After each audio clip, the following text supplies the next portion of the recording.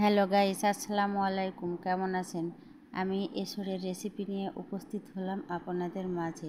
কাটা থেকে শুরু করে রান্নার শেষ পর্যন্ত ভিডিওটি দেখবেন, না দেখলে বুঝতে পারবেন না।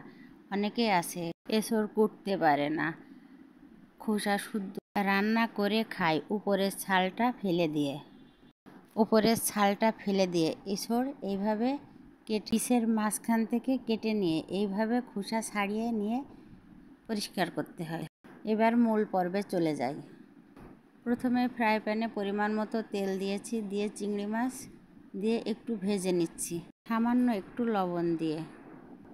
এবার রসুন, পেঁয়াজ, কাঁচা ঝাল পেস্ট করে রেখেছিলাম সেটা দিয়ে দিচ্ছি। 1 চা চামচ হলুদ গুঁড়া, স্বাদ মতো লবণ, 1 চা চামচ ধনিয়ার গুঁড়া, 2 চা চামচ জিরার গুঁড়া দিয়ে একটু পানি দিয়ে কষিয়ে নিচ্ছি। একটু কষানো হয়ে গেলে আমি রান্নার জন্য 3 কাপ পানি দিয়ে দিব। পানিটা যখন ফুটে উঠবে তখন আমি এসর দিয়ে দিব। পানিটা ফোটার জন্য ঢেকে দিয়েছিলাম। এবার আমি এসরটা দিয়ে দিচ্ছি। এসরটা দিয়ে ভালোভাবে মশলাপত্র মিশিয়ে নিয়ে ঢেকে দিব। এভাবে মাঝারি আঁচে আমি রান্না করব যতক্ষণ পর্যন্ত সিদ্ধ না হয়।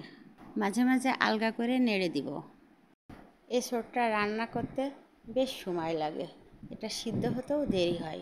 যে তরকারিগুলো কাঁচা ঝাল দিয়ে রান্না করা হয় ওইগুলো একটু দেখতে সুন্দর দেখার জন্য অল্প একটু রাঁধুনি মরিচ গুঁড়া অথবা বেটে যে যেমন খায় একটু দিতে হয়, তাহলে কালারটা সুন্দর আসে।